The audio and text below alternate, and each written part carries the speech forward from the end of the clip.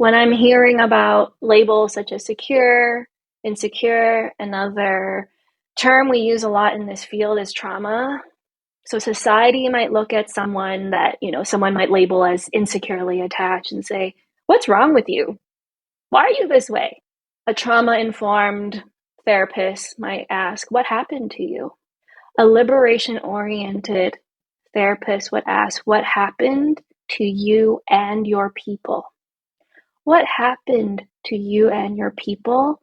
What is continuing to happen to you and your people? What is being perpetuated right now? How am I a part of this perpetuation? How can I follow your lead to bring about liberation for you and your people?" And that can be a place where we can really dive deeper into the healing that each of us deserve. Welcome to Therapist Uncensored. Building on decades of professional experience, this podcast tackles neurobiology, modern attachment, and more in an honest way that's helpful in healing humans. Your session begins now with Dr. Ann Kelly and Sue Marriott.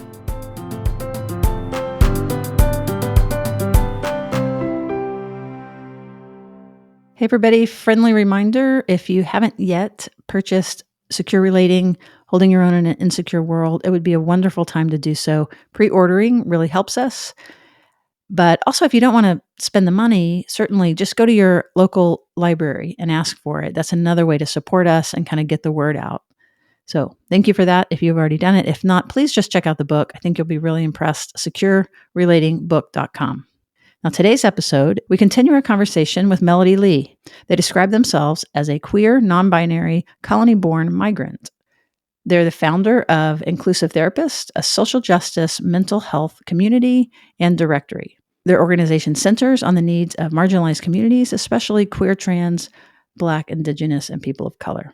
This is part 2 of our conversation on decolonizing mental health care delivery.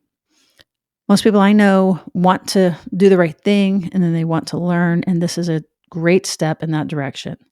Melody helps us learn to liberate ourselves from harmful ideas that have and continue to harm others and themselves. I give you Melody Lee, part 2. Melody, thank you for continuing the conversation. Can you give a quick thumbnail of who you are so they can understand whose voice they're hearing? Good to be back with you, Sue, and listeners that are joining us. I am Melody Lee. I am a settler here on Turtle Island. I am a queer therapist of color and the founder of Inclusive Therapists and Mental Health Liberation, where we center on the healing for people with marginalized identities, such as Black, Indigenous, and people of color, Two-Spirit LGBTQ+ intersections, neurodivergent, and disabled communities. Visit us at mentalhealthliberation.org, where you can learn more about our BIPOC Therapy Fund, where we extend free quality mental health care services for Black, Indigenous, and communities of color. And also, we have our Liberatory Student Support Circle, where we offer peer mentorship and mentor support to BIPOC students becoming the next generation of mental health activists and advocates. And just quick question, because when you first were describing it, you included queer and Two-Spirit.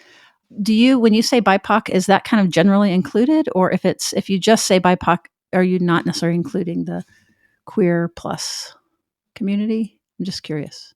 Yeah, the shorthand we often say is QT BIPOC. Okay. QT, queer, trans. Yeah, queer, trans, BIPOC folks, but that is kind of an umbrella term we use for queer, trans, non-binary, intersex, asexual, aromantic, Black, Indigenous, and communities of color. Okay, good to know. So today's episode, the first one was kind of a setup, right? A primer. And then today's episode, we're going to go a little bit more of a deep dive into mental health and some of these practices, and also what to do about it, which is really important. As we stir people up, we want to give them a direction and guidance.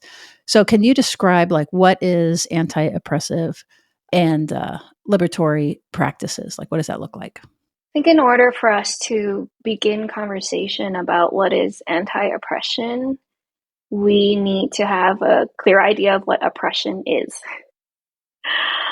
And I love the continuation of this conversation because in our last episode, we had all this terminology that's usually thrown around in the mental health space, like anti-racist, DEI, diversity, equity, inclusion. Now I'm seeing more anti-oppressive, liberatory. What does it mean? And one thing I've noticed is that folks are actually co-opting these terms without the practice of it. And so, firstly, we need to understand what oppression is. And at the core of oppression is dehumanization. So, Paulo Freire, in Pedagogy of the Oppressed, I highly recommend that book, talks about dehumanization as the core of oppression. Violence is initiated by those who oppress, who exploit, who dehumanize others. And dehumanization is, that can look many different ways. But, first, we talked about the hierarchy, that certain humans are more valuable than others, right? People in positions of power, people that maintain supremacy or dominance over others. Yes, I'm speaking to white, cishet folks primarily, non-disabled folks, neurotypical folks that hold on to this power and say, those that are not like us are less human. But also when we are looking at this continuing global genocides that are happening around us, we see dehumanization by labels of how certain people's lives are more valuable than others, that certain people with certain skin tones are assumed to be either victims or perpetrators of violence simply by the color of their skin.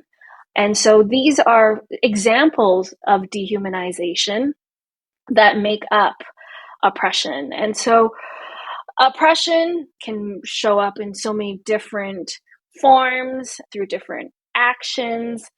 I think the first place for us to start is, what are the ways that I look at individuals of human groups differently? Where did I learn these messages? And why do I believe certain people's lives are more valuable than others? Why do I believe certain people's labor or time is more valuable than others? Or why are certain people more deserving of care or access to care than others? So visit our website, inclusivetherapist.com/resources. We have a resource library with lots and lots of resources that examines and bring light to oppression and anti-oppression. So for people that are being oppressed, the healthy way to confront oppression is to liberate, is to resist oppression. It's to, in solidarity, advocate for liberation. And so anything that attempts to suppress, to silence folks' movement for their liberation is also another form of oppression. So there's a cis white het listener, and cisgender means that your gender at birth is the gender in which you identify. I guess that's the best way to say it. I don't know. Do you have a better way of quickly describing what cisgender means? One's gender assigned at birth is congruent with how they self-identify now. So that's better said. Thank you. So that's the cis, heterosexual. So I was imagining, one of our friends, one of our listeners, cis white het male listening. So I'm kind of tuning into this person, hearing you. And I would imagine that they're saying, but wait, I'm not doing that. What do you mean? I'm a good guy. I'm kind. I vote right. I know that's a starting point that's hard, but what would you say to that person who really their heart's open and they're saying, talk to me. What do you mean? Yeah, I'm just going to say white cis het people because white cishet women accumulate privilege with white cishet men. And so there's the accumulation of privilege. And I'm so glad that you're here, that you are continuing to listen in. And the thing about structural oppression is it's not really about feelings.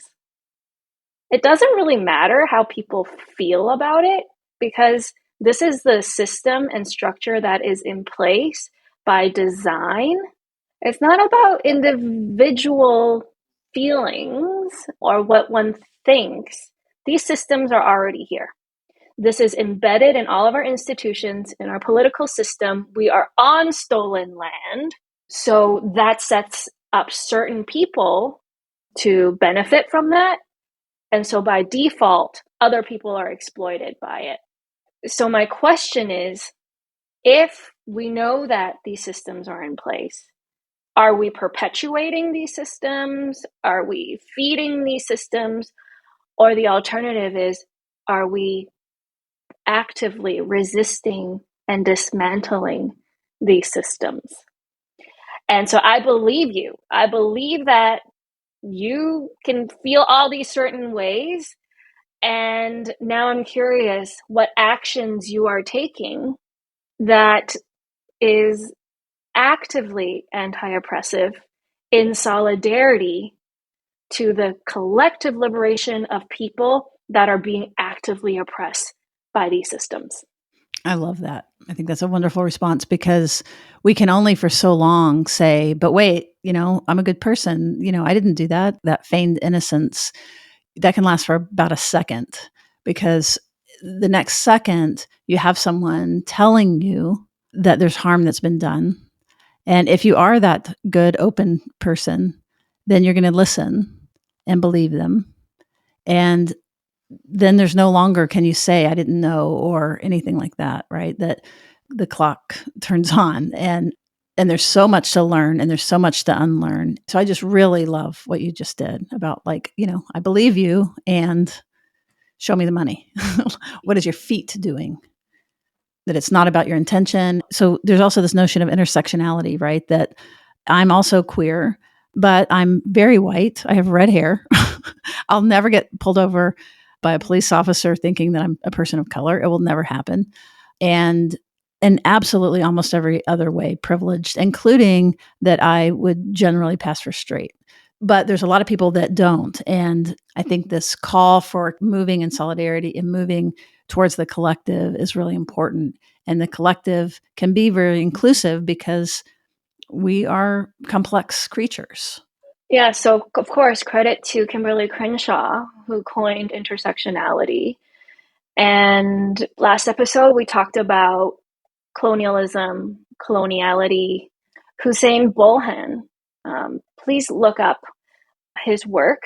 It speaks a lot about stages of colonialism and the coloniality of being, right? Coloniality of power, what maintains these structures. And we can't talk about coloniality without talking about racialization. This construct of race was created in order to justify and to reinforce coloniality of land, of beinghood, of epistemology, of ideology, right? This is about cultural domination, religious domination. So this construct of race had to be created to then justify that. And so there also is no talk about intersectionality without talking about racialization, because there are times when Black, Indigenous, and people of color are excluded from conversations about intersectionality, especially by white queer folks. I love y'all, and we can't keep centering y'all without just being absolutely attuned and centering also the intersection of racialization. I'm even thinking about the fight for gay marriage and how that pulled so much energy and money, away from all of these things around economic injustice, race, all the things that we also could have been paying attention to. Yes. And in connection to that is also white feminism, whiteness and white feminism. And, with girl power and girl boss and conversations about that is exclusionary of trans women. That's exclusionary of Black, Indigenous, and femmes and women of color. We're seeing this happening in the ongoing genocides around the world, where white women's feelings are prioritized over the mass murder of femmes and women of color, Black and brown femmes and women and girls. And that is a form of violence. White feminism is absolutely a form of violence and coloniality. And that is deeply embedded in this field that is disproportionately operated by cishet white women. And we need to have conversations about dismantling whiteness, eradicating whiteness from our field in order to begin to talk about anti-oppressive work and liberatory work. What does that mean, dismantling whiteness from our field? If the construct of whiteness is new to you, firstly, I'm going to discourage you from reading White Fragility by Robin DiAngelo, because white folks are unable to see whiteness with as much clarity as people that have to endure whiteness and the harms of whiteness. So if you visit our website, inclusivetherapist.com/resources, we have an entire section dedicated on dismantling whiteness, white feminism, and white supremacy delusion, of books and resources written by Black, Indigenous, and people of color. So go there. It's funny to me that, folks that want to dismantle whiteness will pay a white person for their book and their hot take. Listen and center on the experiences of Black, Indigenous, and people of color first and foremost. That's Sue, funny. I see you. It's funny because I'm thinking about, like, we're also told, white people should be talking to white people about whiteness. And what you had said before, which I really loved, which was people of color know way more about whiteness than white people. They've been impacted by it and harmed by it, so that they're attuned and know a lot more about it. Whereas we're just figuring out that we even have a race. Newsflash. It's kind of like, like we don't have an accent or whatever. We're so centered that it's just the way everybody is, or it's supposed to be. It's the norm. Yes, it's the norm. And I agree. White people should talk to other white people about whiteness and hold one another accountable. Well, what I'm saying is listen to Black, Indigenous, and people of color about undoing whiteness. Follow our lead.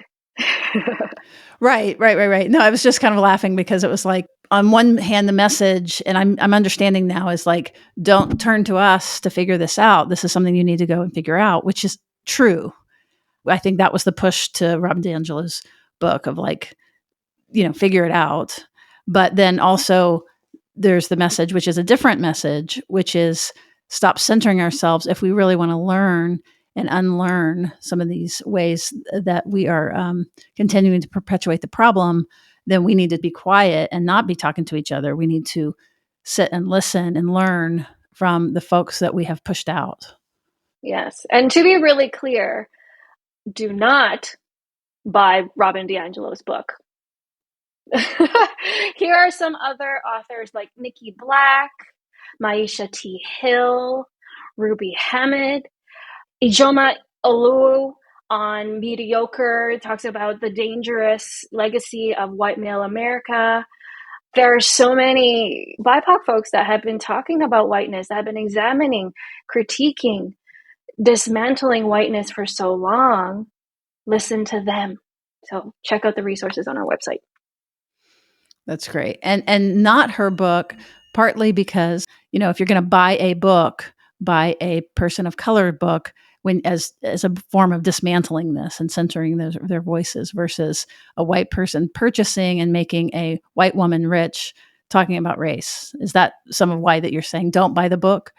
The question I ask when folks ask me about white fragility is, what tangible benefits have emerged from the study of so-called white fragility, aside from immense wealth for Robin DiAngelo? And if we ask BIPOC folks, how has the study of so-called white fragility benefited us? It hasn't. It's given folks language, but oftentimes excuses for their behavior. And this, again, continuation of the conversation from last time is of the essence. We need action. We need accountability. And this ongoing study is not leading folks closer. It's not mobilizing folks.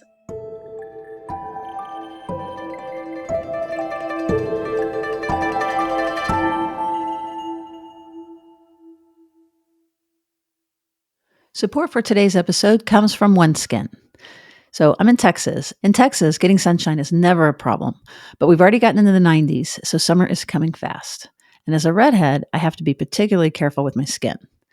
Now, every morning, I'm putting on OS1 Shield because our skin changes and needs something a little different as seasons change, not just on the surface, but at the cellular level. All of OneSkin's face and body products boost your skin's natural barrier to lock in moisture and help protect against the elements. I like OS1 Shield because it takes care of my skin from the inside out with products that do more than just protect against the sun's rays. It also repairs cellular damage that's already there that were caused by UV rays. OneSkin is the world's first skin longevity company. By focusing on the cellular aspects of skin health, OneSkin keeps your skin looking and feeling great. Get started today with 15% off using code TU at oneskin.co. That's 15% off oneskin.co with code TU. After you purchase, they'll ask you where you heard about them. Please support Therapists Uncensored and tell them we sent you. Help your skin look and feel healthier for longer with OneSkin. There are a lot of things in life that you can and should compromise on, but mental health care is not one of them. Rather than thinking it's impossible to find a psychiatrist near you, or an available therapist that takes your insurance, or a primary care physician with openings, check out ZocDoc. ZocDoc is a free app and a website where you can search and compare hundreds of types of highly rated in-network doctors, including mental health providers, and instantly book appointments with them online. You can search by location, availability, and insurance. So literally no compromises here because you've got more options than you would have ever imagined. You can find mental health providers who offer in-person appointments, virtual visits, or both, whatever works for you. The insurance they take and their fees are transparent. They are listed right there. Most importantly, you can get real patient reviews to get a feel for the person before you commit to setting that first appointment. And here's the thing. The typical wait time you see a mental health provider booked on ZocDoc is just 4 days. That's it. Sometimes you can even score same-day appointments. Remember, it's not just therapists. You can find dentists and every other kind of physician that you can think of. So whatever that your ache and pain is that's bothering you and you know you need to handle, ZocDoc is your go-to. That's ZocDoc, ZocDoc.com/TU. ZocDoc.com/TU. It's free. It's easy. Go for it. I'm thinking about mental health delivery, and what do you see with your practice with inclusive therapists too, when BIPOC people come to you and they've been to white therapists? What do we get wrong? What are we missing? What are some of the common mistakes that happen that are kind of tangible? Because I'm just trying to bring it from the theoretical. What are the dumb things that we do, if you will? What are the ignorant things, perhaps? Yeah, I say that just to offer some non-ableist terminology. Yes, thank you. Thank you. You're welcome. I'm modeling gratefulness for correction. I am grateful. I think a good starting point for white clinicians that mean well, that desire to extend care to BIPOC service user, is first examining all the ways that one upholds white supremacist systems and white supremacy delusion. If therapists and clinicians can't even name that, then they pose great risk for BIPOC folks. I invite folks to start examining all the ways that they have been indoctrinated by these systems to believe that they are the norm, they are superior, and that their efforts are somehow noble because it's their role to save, to heal, to correct anybody else that does not fit into this privileged position. And so many white clinicians enter into this field really wanting to do good, but have this idea of what healing should look like, what wellness is, that has all been formed by, white supremacist ideology and white cishet patriarchal normativity. So it starts with being able to really hold a mirror up to oneself before even attempting to say, how can I be of help or service? Clinically, people will be familiar with bottom-up healing versus top-down healing. But I think that same thing applies, that there's bottom-up change related to these movements, and then there's top-down. Could you say a little bit more about kind of that difference between the bottom-up and top-down, but with this liberation lens? Yeah, bottom-up, top-down can be looked at a couple different ways. They're connected. There is the hierarchy of the professional in the position of power to deem what is best for the service user. And that is through our trainings, through our education that is steeped in, colonial foundations to say, I think I know what is best for you. The bottom-up model centers on lived experience. And so if a white clinician doesn't have the lived experience of being a Black, Indigenous, or person of color, then there's no possible way that they can assume a position of an expert. But beyond the hierarchical lens, it is also related to how, colonial psychology prizes on rationality of intellect over the body, felt experiences, and also cultural and community experiences. And the risk of that is pathologizing our ancestral and collective ways of being. And to say, for example, the prizing of individualization. I come from a collectivist culture, and this idea of codependence as being something pathological is something that I continue to resist and to push back on. We know how to take care of one another. Our families are intergenerational by nature. That is so central to us.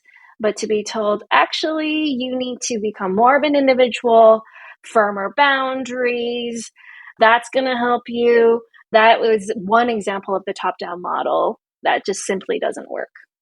That's a good one. And I think of the bottom up too. We talked about this also in the first conversation some, but about nature.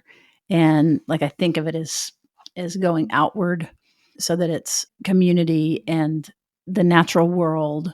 And then versus the top down, being that intellectual university diagnosis, left brain, cognitive, those kinds of things I think really help concretize some of what we're talking about what the difference is between a practice that is beginning to unlearn and incorporate some of these other notions that have been literally left out, violently pushed out, exploited.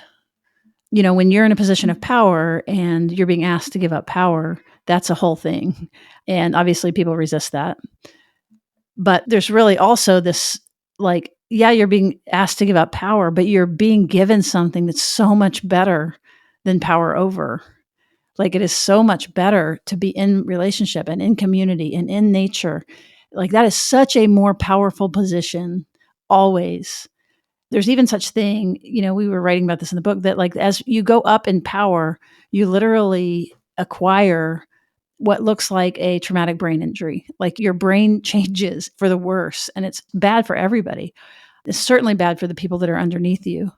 So just an argument for incorporating these things and decolonizing your practice is a gain for your clients. It's a gain for you. It's not about giving something up. It's really and truly about this higher wisdom that we have gotten away from. And again, I'm not the person to speak to that. You are, and so many other people before us are. But this is just my teeny tiny little porthole in of like, I can see where this could be going. And it's so exciting and so positive.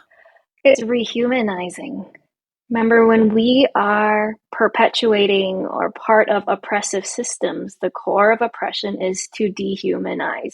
In order to dehumanize somebody else, I have to sever from my humanity because by nature, we are all interconnected. And so if I uphold a system that I know is dehumanizing someone, I become less human myself. But when I, in solidarity, follow the lead of those that are marginalized, and I, support folks' liberation and reclamation of humanity, then pieces of my humanity returns back to me. So that is how our healing is interconnected.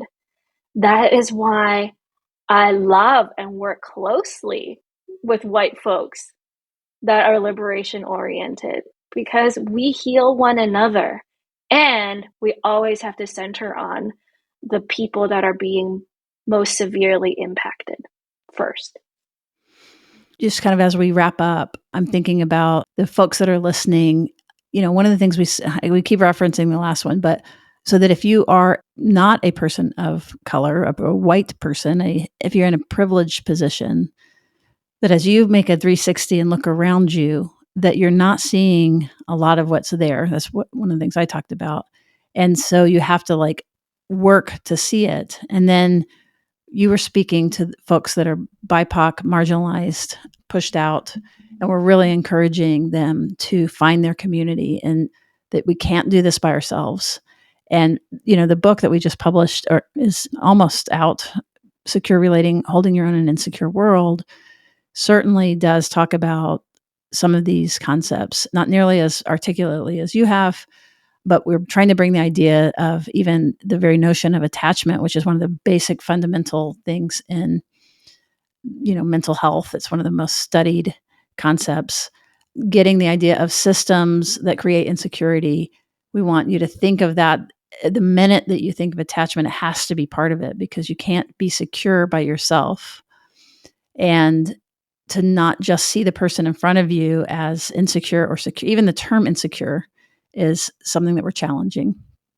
So this conversation kind of goes with this broader picture too of that's just one example of bringing in this wisdom that we've lost through our institutions and through our learning, but reconnecting to this bigger picture of, even from an attachment perspective, that we are a culmination of our history, our epigenetics, our ancestors, our future, we can even go forward, that we're creating as we heal, that we're healing the future as well. Like putting that lens on is something that we're actively wanting to promote. And so a lot of the people that listen are really interested in attachment and neurobiology.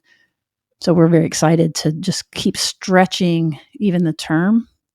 And I really appreciate you helping us do that, really pushing us. What other things have we missed or that you would like to say to people directly? Would love to just end with any words that you have for us. I'm loving what you're sharing. And when I'm hearing about labels such as secure, insecure, another term we use a lot in this field is trauma. So society might look at someone that, someone might label as insecurely attached and say, "What's wrong with you? Why are you this way?" A trauma-informed therapist might ask, "What happened to you?" A liberation-oriented therapist would ask, "What happened to you and your people? What happened to you and your people? What is continuing to happen to you and your people? What is being perpetuated right now? How am I a part of this perpetuation? How can I follow your lead to bring about liberation for you and your people?" And that can be a place where we can really dive deeper into the healing that each of us deserve. That's a mic drop right there. That was so well said. Thank you. So if people are interested in reaching out to you, how can they find you? Visit our website, inclusivetherapist.com, mentalhealthliberation.org. We are most active on Instagram. If you want to say hi to me personally, you can find me at Melody Hope Lee, Lee spelled L-I, at Inclusive Therapist, or at MH Liberation. So thank you very much for all of your wisdom and experience and sharing so generously. We appreciate everybody listening, and we will see you around the bend. Hey, every now and then we want to remind everybody that we want to thank our sponsors. Without them, we would not be able to continue to provide this free and totally accessible around the globe, all over the world. So we really do appreciate our sponsors. If you would prefer an ad-free feed, you can certainly get that at therapistuncensored.com/join. For as little as $5 a month, you can get an ad-free feed and be part of our Neuro Nerd community. But in the meantime, again, we really love and appreciate our sponsors because it gives us these incredible opportunities. And our very first sponsor ever, that has continued to be our sponsor, I wanted to give you an update on them because we are continuing to use them. That is AG1. Ann and I still use it daily. It's part of our morning routine. And here's why. We want to make sure we get all the high quality vitamins, whole food sourced superfoods, probiotics, and adaptogens we need every day. And we are ridiculously busy. So 1 scoop of AG1 in our smoothie guarantees basic nutritional cornerstones are met before we are even out the door. It is efficient, which we appreciate, and it tastes really good. If you've been listening to this podcast for a while, you will certainly appreciate how hard stress is on the body for us. And anything that we can do to reduce stress is very good. And we also, I'm sure, appreciate how important our gut biome is. And it's always really hard to figure out what to do to help your gut biome. You can definitely hear, it affects mood, it affects thinking, it affects, it's basically our second brain. But it's always hard to know kind of exactly what to do to have a good, healthy gut. Well, we turn to AG1 for that. Their parent company, Athletic Greens, keeps up with the latest science, and based on the latest data, they iterate their product to keep improving it. Plus, the ingredients are tested by a third party to ensure that what they say is what you get. So, based on my experience taking AG1 and my snooping around to make sure that they were a good company, I recommend you check them out at athleticgreens.com/therapist-uncensored. Be sure and use that link because for our listeners, they will give you a free year supply of vitamin B and free travel packs for you to be able to take this superpower on the road with you. That's athleticgreens.com/therapist-uncensored.